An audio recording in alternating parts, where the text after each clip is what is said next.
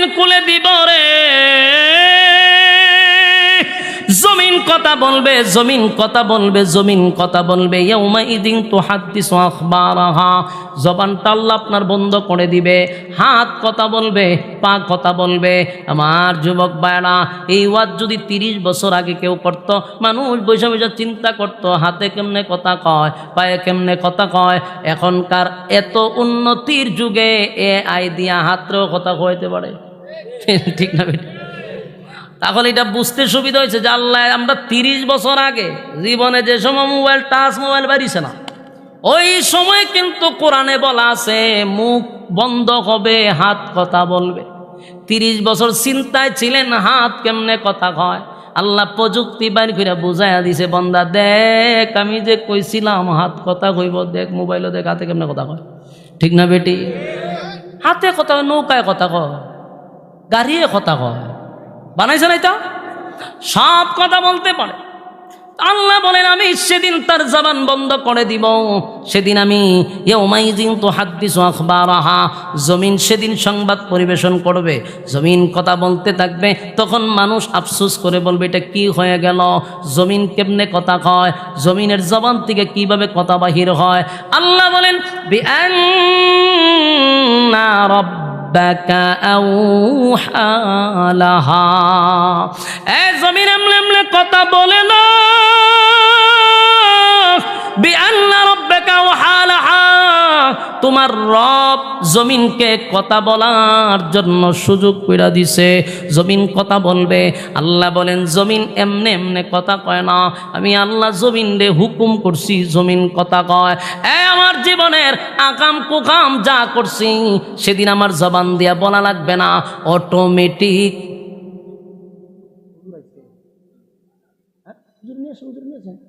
সময় আল্লাহ রাব্বুল আলামিন বলেন জমিন কথা বলতে থাকবে, জমিন কথা বলতে থাকবে। কেন? জমিনকে আমি অর্ডার দিব কথা বলো, জমিন কথা বলবে। আমার যুবক ভাইরা, রাতের আধারে কোথায় আকাম করছেন, রাতের আধারে কারে খুন করছেন, রাতের আধারে কারে গুম করছেন, জমিন বইলা দিবে। আজকে যদিও একজনকে হত্যা করার পরে সেই খুনিকে আপনারা পান না, সেদিন জমিন বলবে আল্লাহ আমার সামনে দাঁড়ায়া ছিল, জমিন বলবে আল্লাহ আমার উপরে দাঁড়ায়া হত্যা করছিল। জমিন কথা বলতে থাকবে, জমিন কথা বলতে থাকবে। সেদিন আপনিও জমিনের কথা শুই না, হাত পার কথা শুই না, নিজ আশ্চর্য হবেন, আল্লাহ আমার বাঁচার কোনো উপায় নাই গো, বাঁচার কোনো উপায় নাই। আমার শরীরের অঙ্গ প্রত্যঙ্গ আমার বিরুদ্ধে সাক্ষী দেয়। ইযা যুলজিলাতিল আরদু জিলজালাহা وأخرجت الأرض أثقالها। আল্লাহ রাব্বুল আলামিন বলেন ইযা যুলজিলাতিল আরদু জিলজালাহা, জমিনের মধ্যে একটা জালজালা শুরু হবে, জমিনের মধ্যে জালজালা শুরু হবে। ইসরাফিল আলাইহিস সালাতু ওয়াস সালাম যখন বাঁশি বাজায়া দিবে, বাঁশিটা যখন বাজায়া দিবে, বিকট থেকে বিকট, বিকট থেকে বিকট হইতে থাকবে। যত সময় যাবে তত খালি আওয়াজ বাড়তে থাকবে। এমন একটা সময় হবে এই আওয়াজের তীব্রতা এতটা বাড়তে থাকবে মানুষ মাতালের মতো হয়ে যাবে। আর জমিনের মধ্যে ভূমিকম্পের মতো একটা অবস্থা শুরু হবে, জাকুনি, জাকুনির পর জাকুনি। এখনকার জাকুনি নয়, ওই জাকনি হইল মূল আসল জাকনি। আল্লাহ কোরআনে সূরার নামই রাখছে ভূমিকম্প। ইযা যুলজিলাতিল আরদু জিলজালাহা, আল্লাহ বলেন জমিনের মধ্যে জাকনি শুরু হবে, জমিনের মধ্যে কম্পন শুরু হবে, কম্পন শুরু হবে। এই কম্পনের কারণে আল্লাহ বলেন ওয়া আখরাজাতিল আরদু আসকালাহা, জাকনির কারণে জমিনের ভিতর থেকে যত দামি দামি দামি দামি সম্পদ আছে সব সম্পদগুলা জমিন বাহির করে দিবে, উগলায়া দিবে। কথা কি বুঝতেছেন আমার যুবক ভাইরা? এটার পিছে যায় না, মাইকটা একটু পিছে নাম তো। ওইটার একটু পিছনে, বাস বাস, চলো চলো চলো চলো চলো। وأخرجت الأرض أثقالها,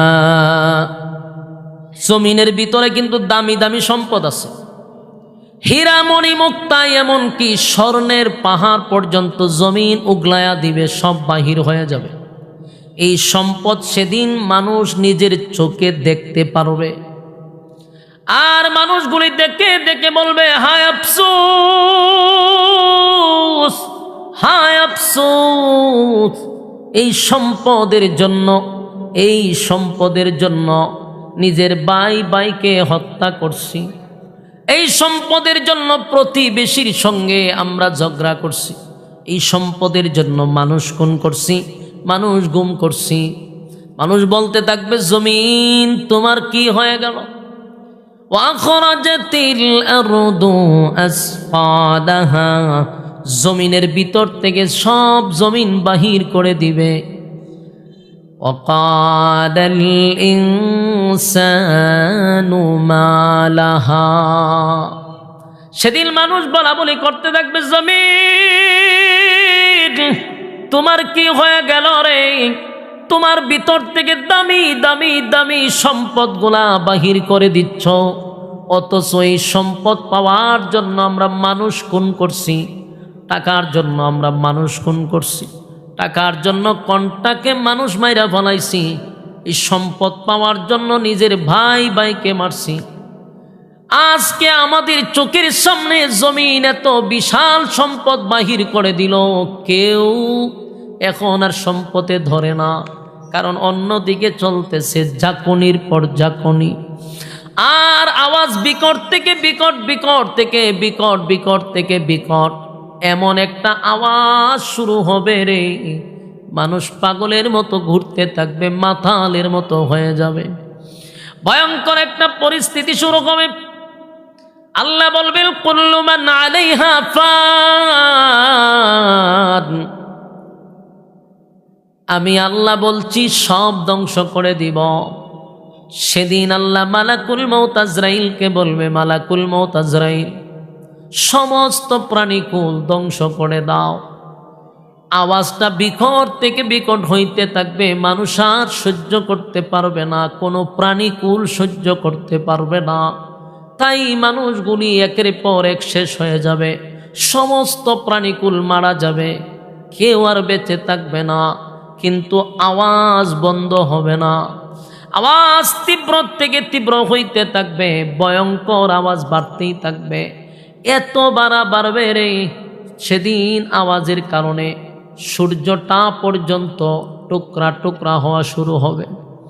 অথচ জানেন এই সূর্য কত বড়? এই পৃথিবীর থেকে সূর্য হইল 13 লক্ষ গুণ বড়।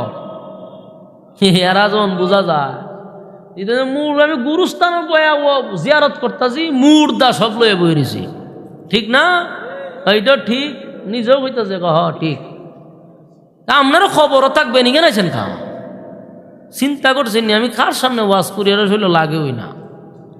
সূর্যটা কি মনে হয় একটা ফুটবল? না আপনারা আওয়াজে বোঝা যায় হুজুর, কইতে তা হয় না, আমরা শুনতে থাকি। এই জাতের মুসল্লি লই আমি কেমনে ওয়াজ করতাম? আল্লাহ তুমি আমার টাইমটা তাড়াতাড়ি শেষ করে আমি জায়গা দাম। এই মুর্দার সামনে ওয়াজ করা আমার দ্বারা সম্ভব না। যেই জাতি মরে গেছে গা এরা জিয়ারত করেন যে বেড়ার সামনে রেখা, কিন্তু ওয়াজ তো আর করন যেত না। আমি কই কি তারা কই কি, এই সূর্য কি এতটুক বড়? সূর্য কত বড়? পৃথিবীর থেকে 13 লক্ষ গুণ বড়। হুজুরে কইছে না তো, বিজ্ঞানে কইছে, এরপরে তো বিশ্বাস করেন না। আমরা বলে তো আপনারা বিশ্বাস হয় না, আপনারা বিজ্ঞানের কথা বড় পছন্দ হয়। নাস্তিকরা যখন কয় তখন আপনার গিয়ে বুঝে পড়ে যে হয় এটা কথা ঠিক, আর হুজুররা যখন কোরআন থেকে কয় এটা বিশ্বাস হয় না। নাস্তিকদের কথাই কই, এরা বলছে পৃথিবীর থেকে 13 লক্ষ গুণ বড় সূর্য। একটু সুবহানাল্লাহ কইতে পারে, ধইরা নিলাম 13 লক্ষ গুণ বড়। এরা কি সুতাদা মাপছি? এরপরে এরা কইছে 13 লক্ষ গুণ বড়। এরপরে আমাদের দেশে রামবামরাও বিশ্বাস করছে, কিন্তু আমরা যদি আরো বড় কই হবে না হুজুর আর তা জ্ঞান নাই। 1500 বছর আগে রাসুলের যা হইয়া গেছে তাওই হইতেছে, তাওই বাস্তব। রাসুল বইলা গেল 1500 বছর পরে, তোরা বুদ্ধিজীবী নামক প্রতিবন্ধীরা বলতেছ 1500 বছর পরে। তো এরপরও তোরার মতো কিছু অবৈধ সন্তান আছে, এরা তোরার কথায় বিশ্বাস করে, কোরআনের কথার বিশ্বাস করতে রাজি না।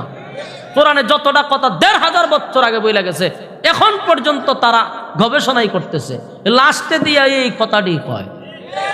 ঠিক না বেটি?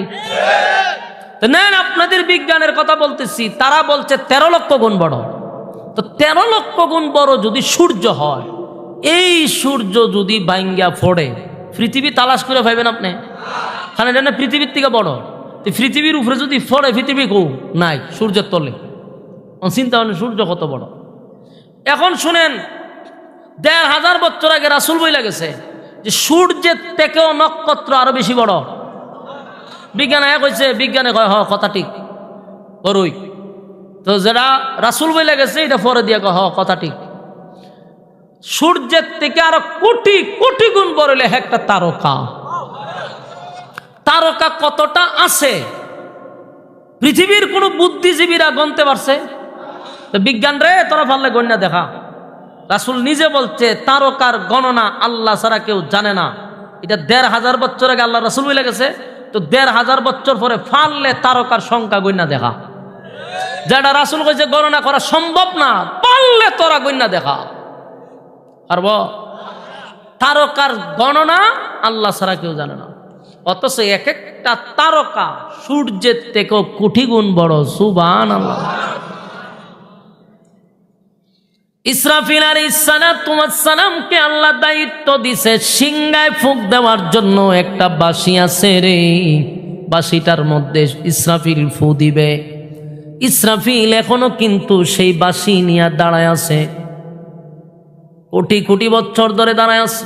যেদিন ইসরাফিলকে আল্লাহ বানাইলো সেদিন বাঁশিও তার মুখে লাগায়া দিল।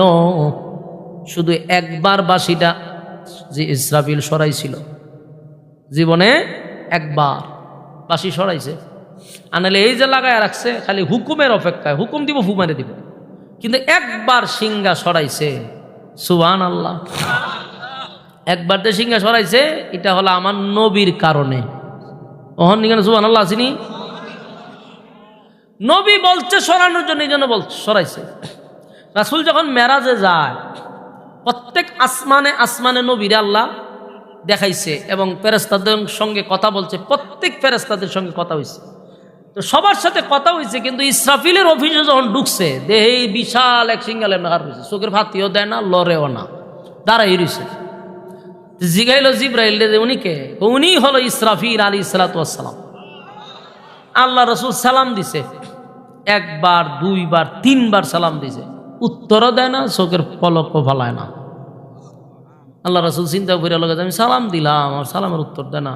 রাসূল বুঝছে যে ঘটনাটা কি, কারণ ইসরাফিল যে সিংহে ফু লাগায় রাখছে, এখন যদি এটা হরায় সালামের উত্তর দেয়, আর এর ভিতরে যদি আল্লাহ কয় ফু মার, তাহলে তো দেরি হয়ে যাবো গা, হুকুম পালন করতে গিয়া দেরি হবে, এটা তো সম্ভব না।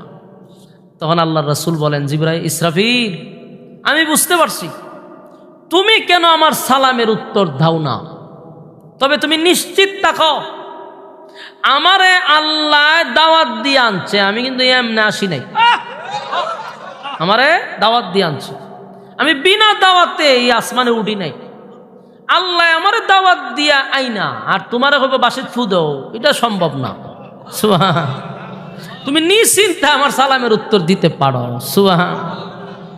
ইসরাফিল আলাইহিস সালাতু ওয়াস সালাম তখন সিংহা সরাইলেন, সরাইয়া নবীর সালামের উত্তর দিয়া বলেন, হুজুর প্রথম সালাম দিছেন, আমি আপনার সালামের উত্তর শুনছি এবং সালামের উত্তর শোনার পরে সাহস পাই না গো আপনার সালামের উত্তর দেওয়ার, কারণ আমার মালিক যেদিন আমারে বানাইছে সেদিনই আমার এই মুখের মধ্যে সিংহা লাগায়া দিস। আর আল্লাহ বলছে, ইসরাফিল শুধু হুকুমের অপেক্ষায় দাঁড়ায়া থাকবা, আমি হুকুম দিলে একটা সেকেন্ডও যেন দেরি না হয়। নবীর সালামের উত্তর দিছে, কথাবার্তা কইয়া আবার সিংহা লাগায় খার রয়েছে। সুবহানাল্লাহ। আল্লাহর নবী বলেন, সেদিন আমি দেখলাম ইসরাফিল যে কত বড়, আমি তার পূর্ণ সুরত দেখতে পারছি, এত বিশাল এত বিশাল। ইসরাফিলের মাথাটা হলো 7 আসমানের উপরে, এত বিশাল, যেই সিংহা মুখে লাগায় রাখছে, মুখটা কত বড়, সুবহানাল্লাহ। সিংহা কত বড়, সুবহানাল্লাহ। তো আল্লাহ বলেন সেদিন আমি হুকুম দিব, ইসরাফিল সিংহায় বাঁশি বাজায়া দিবে, আর জমিনের মধ্যে জালজালা শুরু হয়ে যাবে। এই জন্য আল্লাহ বলেন ইজা জুলজিলাতিল আরদু জিলজালাহা ওয়া আখরাজাতিল আরদু আসকালাহা ওয়া ক্বালাল ইনসানু মা লাহা। আল্লাহ বলেন জমিনের মধ্যে জালজালা শুরু হবে রে, ভয়ঙ্কর একটা পরিস্থিতি শুরু হবে। আল্লাহ কয় সমস্ত প্রাণীকুল শেষ হবে, কুল্লু মান আলাইহা ফান, সব ধ্বংস হবে। যিনি থাকবেন ওয়ায়াবকা ওয়াজহু রাব্বিকা যুল জালালি ওয়াল ইকরাম। বলুন যিনি থাকবেন তিনি কে? আল্লাহ ডাক দিয়ে বলে মালাকুল মাউত আজরাইল, সমস্ত প্রাণীকুল ধ্বংস করে দে, সব প্রাণীকুল ধ্বংস করে দিবে। এবার আল্লাহ বলবে আর কে বাকি আছে? বলে আল্লাহ আর বাকি বলতে ফেরেশতা কুল আছে। আল্লাহ কয় 4 জন ফেরেশতা বাদে সব ফেরেশতা কুল ধ্বংস করে দে। এবার বাকি রইল 60 জন, সমস্ত ফেরেশতা কুল ধ্বংস হয়ে গেছে 4 জনের মধ্যে। এবার আল্লাহ বলেন আজরাইল বল আর কে বাকি আছে রে? মালিক আমরা 4 জন বাকি আছি, জিবরাইল মিকাইল ইসরাফিল আমি আজরাইল। আল্লাহ কয় তুই বাদে বাকি 3 জনরে ধ্বংস করে দে। আমার যুবক ভাইরা, জিবরাইল হলো সমস্ত ফেরেশতাদের সর্দার, সেই ফেরেশতা জিবরাইলকেও ধ্বংস করে দিল, মিকাইলও ধ্বংস করলো, যিনি সিংহায় ফুঁক দিল তারও ধ্বংস করে দিল। এবার বাকি আল্লাহ জিগায় আর কে বাকি আছে রে? মালাকুল মউত আজরাইল বলে মালিক আপনি চিরঞ্জীব আর আমি আপনার গোলাম আজরাইল। আল্লাহ ডাক দিয়ে বলে আমি না বললাম কুল্লু মান আলাইহা ফান, সব ধ্বংস হবে। সব যদি ধ্বংস হয় তুই বাকি থাকবি কেন? যেই সময় আল্লাহ আজরাইল এই কথাটা বলছে রে, আজরাইল চিৎকার দেওয়া শুরু করছে, কাঁপুনি শুরু হয়ে গেছে। আল্লাহর নবী বলেন পৃথিবীর মানুষ যদি তখন বেঁচে থাকতো আর আজরাইলের চিৎকার যদি শুনতো, মানুষ আজরাইলের চিৎকার শুনেই মানুষ মারা যাইত। কথা কি বুঝতেছেন? আজরাইল ডাক দিয়ে বলে মালিক আপনি কি আমারও শেষ করে দিবেন? আল্লাহ কয় কুল্লু মান আলাইহা ফান, সব ধ্বংস হবে তুই থাকবি কেন? আজরাইল চিৎকার শুরু করছে, এমন ভাবে কাঁপুনি শুরু করছে, আল্লাহ আমি যদি জানতাম আপনি আমারও ধ্বংস করে দিবেন তাহলে এতগুলা মানুষকে আমি ধ্বংস করার দায়িত্ব নিতাম না। আল্লাহ কয় তোরে আমি ধ্বংস করে দিব। আজরাইল জিগায় মালিক আমারে কে ধ্বংস করবে? আল্লাহ কয় আমার হুকুম তোরে ধ্বংস করে দিবে। আল্লাহ কয় ধর, ধ্বংস হয়ে যা। ধ্বংস হয়ে গেছে, এবার আর কেউ নাই, কেউ নাই। আল্লাহ তখন কয় ওয়ায়াবকা ওয়াজহু রাব্বিকা যুল জালালি ওয়াল ইকরাম, যিনি থাকবেন বলুন তিনি কে? আমার যুবক ভাইয়েরা, এই পৃথিবী থাকবে না এটা আমরাও জানি, আমরাও বুঝি, কারণ এই পৃথিবীটা অনেকটাই বৃদ্ধ হয়ে গেছে। আমরা একেবারে পৃথিবীর শেষ পর্যায়ে চলে আসছি, পৃথিবী অনেকটাই বৃদ্ধ হয়ে গেছে। এই পৃথিবী বেশি দিন আল্লাহ রাখবে না, কারণ কিয়ামতের 1 নাম্বার আলামত হলো আমার নবী যখন দুনিয়ায় আসছে, এটাই হলো কিয়ামতের আলামত। কারণ আমার নবীর পরে আর কোন নবী রাসূল দুনিয়ার জমিনে আসবে না, তার মানে আমার নবীরে পাঠাইয়া নবুয়তের দরজায় তালা মাইরা দিছে। আমার যুবক ভাইরা, তাই মালিক বুঝাইয়া দিল পৃথিবী বয়স্ক হয়ে গেল, পৃথিবী বেশি দিন থাকবে না। তবে শোনো, পৃথিবী আমি ধ্বংস করে দিব, পৃথিবী আমি ধ্বংস করে দিব। এই যে প্রথম সিংহায় ফুঁক দিল ইসরাফিল আলাইহিস সালাতু ওয়াস সালাম, এরপরে কিতাবে আসছে কোন জায়গায় আসছে 3 বার ইসরাফিল সিংহায় ফুঁক দিবে, 3 বার, কোন জায়গায় আসছে 2 বার। ধরে নিলাম 2 বার যদি ফুঁক দেয়, প্রথমবার সিংহায় ফুঁক দেওয়ার পরে সব ধ্বংস হয়ে যাওয়ার পরে ইসরাফিলকেও আল্লাহ ধ্বংস করে দিছে। এই প্রথম সিংহা আর দ্বিতীয় সিংহার মাঝখানে বিশাল বড় একটা গ্যাপ থাকবে। এই গ্যাপটা যে কত হাজার বছর হতে পারে এটা আমার মালিক ছাড়া কেউ জানে না, কারণ তখন আর কেউ নেই। প্রথম সিংহায় ফুঁক দেওয়ার পরে আর দ্বিতীয় সিংহার মাঝখানে হাজার হাজার বছর চলে যেতে পারে, এটার কোনো হিসাব নাই, এটা উল্লেখও করে নাই। বলছে প্রথম সিংহা দ্বিতীয় সিংহার মাঝখানে বিশাল একটা গ্যাপ থাকবে। এরপরে আল্লাহ সব ধ্বংস করে দেওয়ার পরে এবার নিজে নিজে একা একা আল্লাহ বলতে থাকবে, আল্লাহ নিজেই বলবেন লিমানিল মুলকুল ইয়াউম লিল্লাহিল ওয়াহিদিল কাহ্হার। আল্লাহ যখন একা তখন বলবে পৃথিবীর মানুষেরা, এ পৃথিবীর রাজা বাদশারা, দুনিয়ায় যারা তোরা জুলুম করতি, দুনিয়ায় যারা নেতাগিরি করতি, পাওয়ার খাটাইতি, আজকে তোরা কোথায়? কেউ কথা বলে না। আল্লাহ ফেরাউনরে ডাক দিব, নমরুদরে ডাক দিব, এ ফেরাউন ক্ষমতা তো কম দেখাস না, নমরুদ কোথায় রে? নমরুদেরও কোনো খবর নাই। আল্লাহ বড় বড় জালেমদেরকে ডাক দিব যারা জুলুম করছে, সব জুলুমকারীদেরকে আল্লাহ ডাক দিবে। যারা জুলুম করছে আপনিও যদি ঘুরে দেন আপনারও ডাকবো, আমরা আফারও ডাক দিব। কথা বুঝতেছেন? 100% আফারে ডাক দিব। আমরা তো আফা খাটে না, বয়স হয়ে যা আম্মা, হ্যাঁ অনেকে আম্মা ডাকতো। আচ্ছা যাক, উনারও ডাক দিব। এরপরে সাওয়ালা, হ্যাঁ জামাইরও ডাক দিব, কারণ এ জুলুম কম করতেছে, সবাইরে ডাক দিব।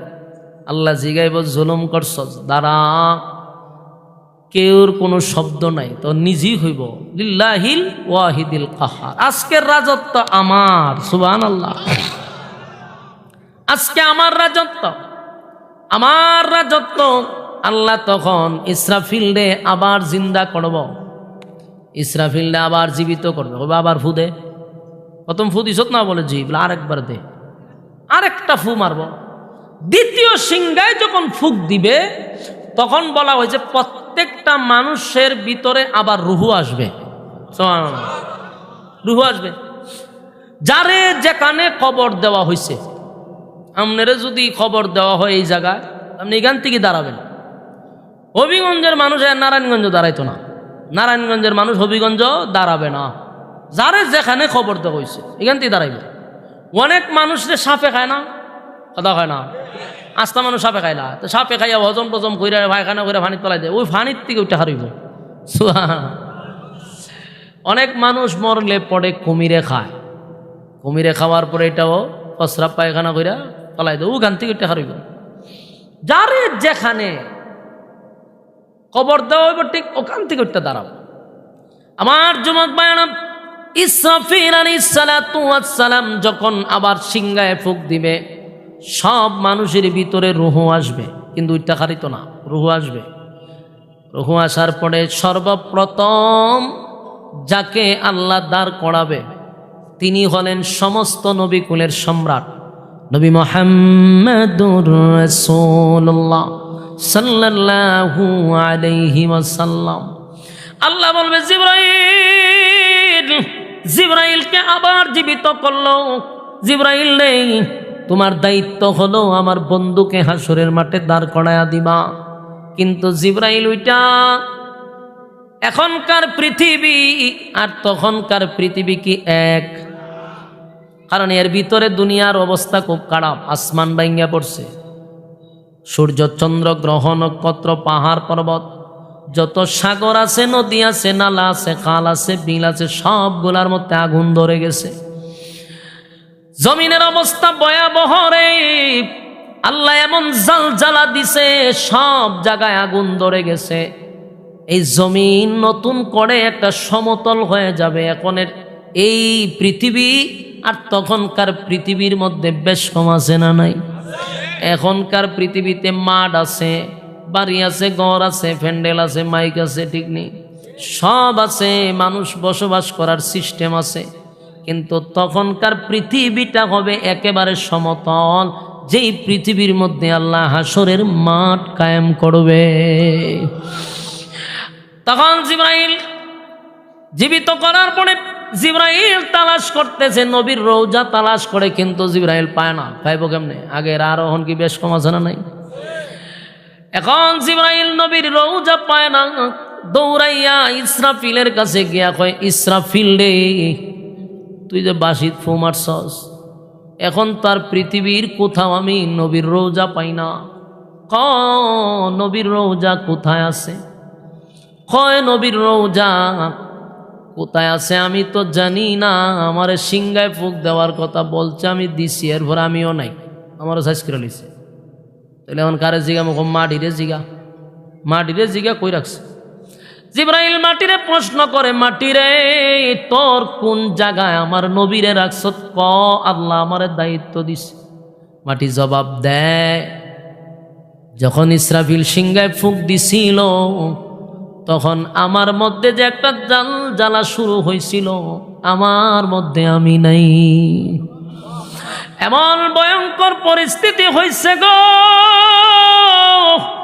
এক বাঁশির পু দেওয়ার কারণে আল্লাহ তামাম পৃথিবীটারে ধ্বংস কইরা দিল। সূর্য, চন্দ্র, গ্রহ, নক্ষত্র, পাহাড়, পর্বত, সাগর, নদী, নালা, খাল, বিল, কীট পতঙ্গ, যা দেখছি যা দেখি না সব উলট পালট হয়ে গেছে, সব আল্লাহ ধ্বংস করে দিছে। আল্লাহ ডাক দিয়া বলে, বান্দারে এইটা হলো সমষ্টিগত কিয়ামত। এই কিয়ামত আসার আগে প্রত্যেকের কিন্তু ব্যক্তিগত কিয়ামত আছে। আমাদের সর্বপ্রথম সেই কিয়ামতের জন্য প্রস্তুতি নেওয়া দরকার, আর যেটা আমাদের ব্যক্তিগত হবে, ঠিক না বেটি? আমার আর তোমার কিয়ামত ব্যক্তিগত হবে। এই কিয়ামতের জন্য যেটা ব্যক্তিগত হবে সেটার জন্য আমাদের প্রস্তুতি নেওয়া দরকার। কারণ প্রত্যেকটা মানুষ, সে নেককার হোক বদকার হোক, মৃত্যুর স্বাদ তার গ্রহণ করতেই হবে।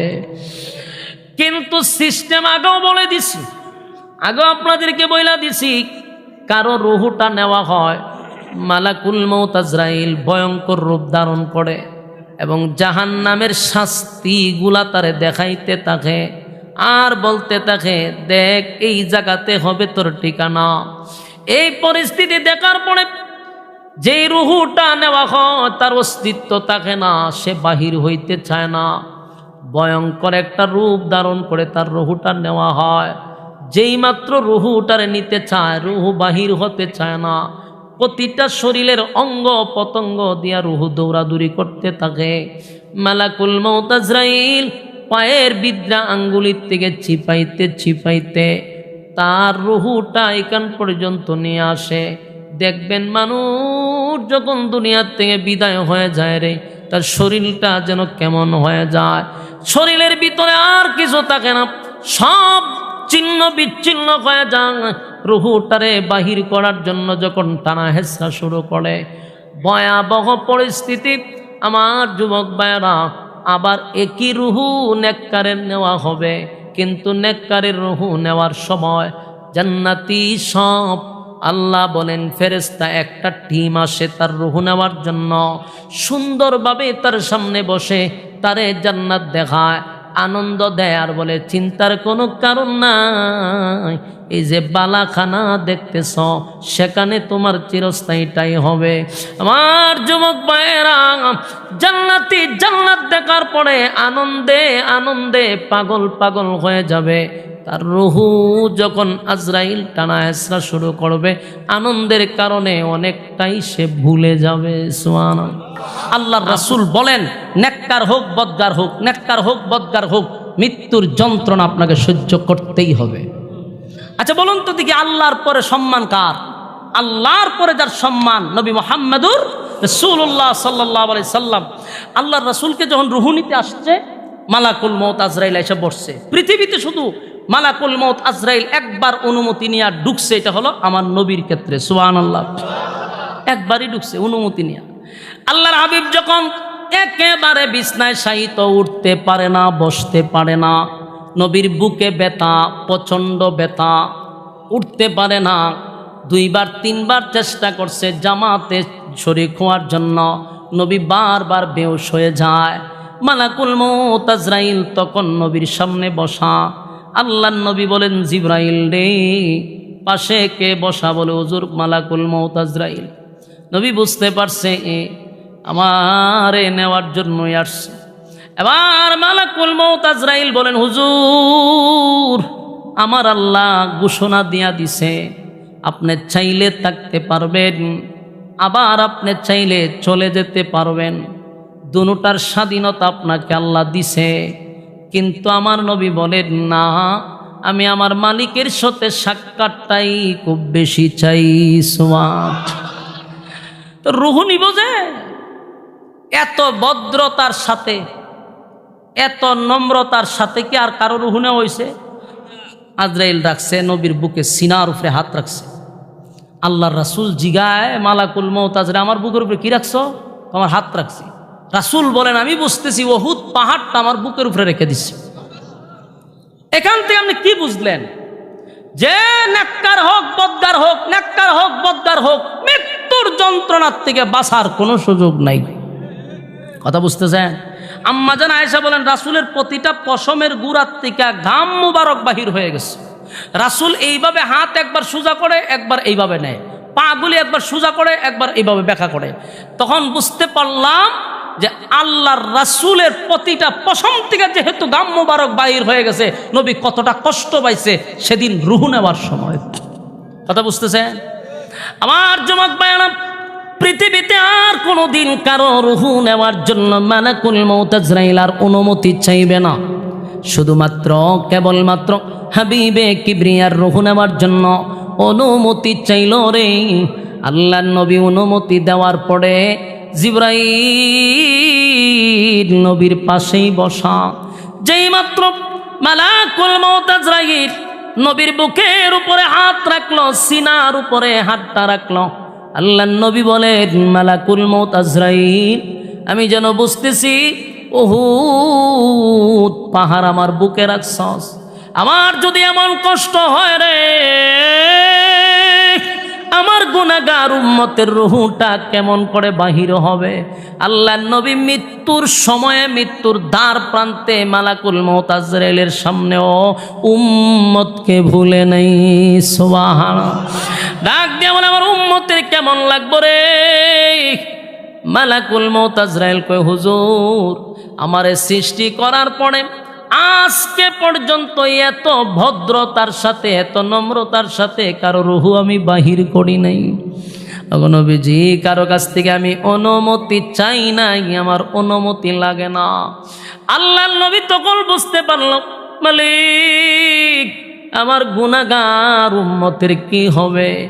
আল্লাহর নবী জানায়া দিলেন, উম্মতেরা রে, যখনই তোমার সামনে মালাকুল মউত আসবে, যদি নেককার হও তাহলে কষ্ট হবে। এই জন্য আল্লাহ জান্নাতের বালাখানা ওই লোকের সামনে তুলে ধরবে। সুবহান।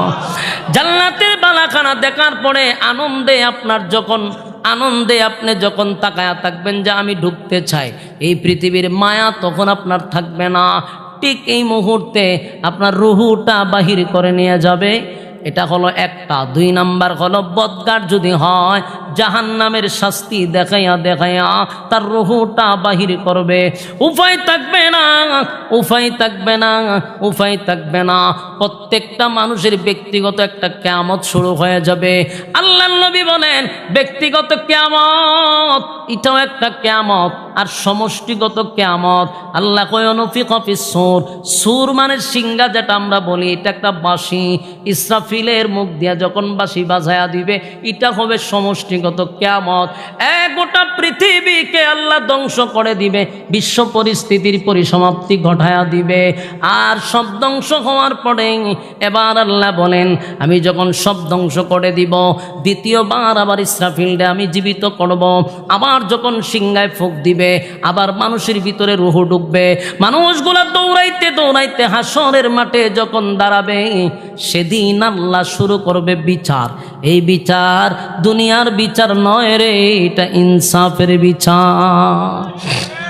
কিসের বিচার? যে ইনসাফের জন্য হাদি দুনিয়ার থেকে ত্যাগ হইছে, দুনিয়া ছাড়ছে শুধু ইনসাফের বিচার বইলা বইলা। আজকেও পর্যন্ত তার বিচার হইলই না।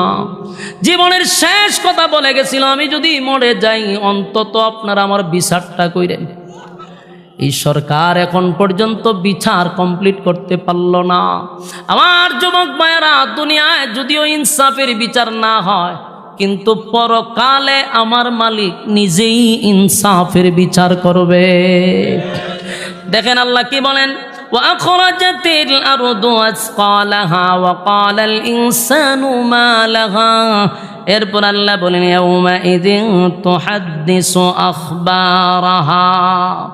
সেদিন জমিন সাংবাদিক হয়ে যাবে, জমিন সেদিন কথা বলবে। সুবহানাল্লাহ আছে। আল্লাহ বলেন, জমিনের জবান আমি সেদিন খুলে দিব রে। জমিন কথা বলবে, জমিন কথা বলবে, জমিন কথা বলবে। ইয়াউমাইযিন তুহাদ্দিসু আখবারাহা। জবানটা আল্লাহ আপনার বন্ধ করে দিবে। হাত কথা বলবে, পা কথা বলবে।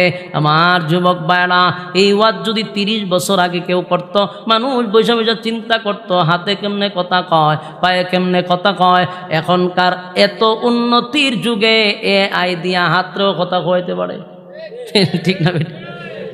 তাহলে এটা বুঝতে সুবিধা হয়েছে যে আল্লাহ, আমরা 30 বছর আগে জীবনে যে সময় মোবাইল, টাচ মোবাইল বাড়িছে না, ওই সময় কিন্তু কোরআনে বলা আছে মুখ বন্ধ হবে, হাত কথা বলবে। 30 বছর চিন্তায় ছিলেন হাত কেমনে কথা কয়। আল্লাহ প্রযুক্তি বাইর করে বুঝাইয়া দিছে, বন্দা দেখ আমি যে কইছিলাম হাত কথা কইব, দেখ মোবাইলও দেখ হাতে কেমনে কথা কয়। ঠিক না বেটি? হাতে কথা কয়, নৌকায় কথা কয়, গাড়িয়ে কথা কয়, বানাইছে না এটা? সব কথা বলতে পারে। আল্লাহ বলেন, আমি সেদিন তার জবান বন্ধ করে দিব।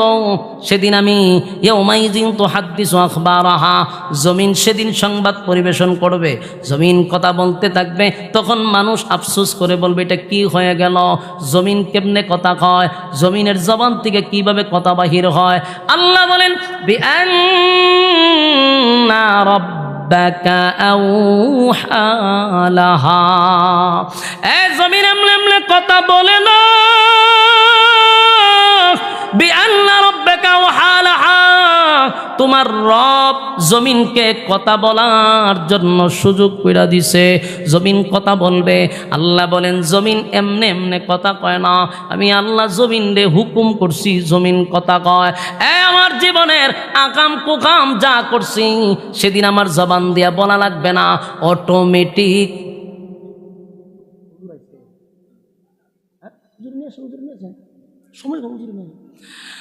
আল্লাহ রাব্বুল আলামিন বলেন, জমিন কথা বলতে থাকবে, জমিন কথা বলতে থাকবে। কেন? জমিনকে আমি অর্ডার দিব, কথা বলো। জমিন কথা বলবে। আমার যুবক ভাইরা, রাতের আধারে কোথায় আকাম করছেন, রাতের আধারে কারে খুন করছেন, রাতের আধারে কারে গুম করছেন, জমিন বইলা দিবে। আজকে যদিও একজনকে হত্যা করার পরে সেই খুনিকে আপনারা পান না, সেদিন জমিন বলবে, আল্লাহ আমার সামনে দাঁড়ায়া ছিল। জমিন বলবে, আল্লাহ আমার উপরে দাঁড়ায় হত্যা করছিল। জমিন কথা বলতে থাকবে, জমিন কথা বলতে থাকবে। সেদিন আপনিও জমিনের কথা শুই না, হাত পার কথা শুই না, নিজ আশ্চর্য হবেন, আল্লাহ আমার বাঁচার কোনো উপায় নাই গো, বাঁচার কোনো উপায় নাই। আমার শরীরের অঙ্গ প্রত্যঙ্গ আমার বিরুদ্ধে সাক্ষী দেয়। এটা হবে ইনসাফের বিচার। সেদিন কোনো দালাল থাকবে না, উকিল দিয়ে আপনি মামলা লড়ার জন্য টাকা দিয়া নির্দোষ মানুষটারে দোষী বানায়া দেয়, দোষী মানুষটাকে নির্দোষ বানায়া জেল থেকে ছাইরা দেয়, ছাড়ার পরে আবার এসে মানুষ খুন করে। বাস্তব না বাস্তব? সব টাকার খেলা, টাকার খেলা, টাকার খেলা। টাকা দিয়া মানুষ গুম করে, টাকা দিয়া হত্যা করে, টাকা দিয়া নির্দোষ মানুষ দোষী হয়, দোষী মানুষ নির্দোষ হয়। সেদিন কোনো উকিল থাকবে না, সেদিন অঙ্গ প্রত্যঙ্গ জবাব দিবে, মালিক আমার জমিনে দাঁড়াইয়া আপনার নিয়ামত খাইয়া আপনার গোলাম আপনার নাফরমানি করছে, উপায় থাকবে না।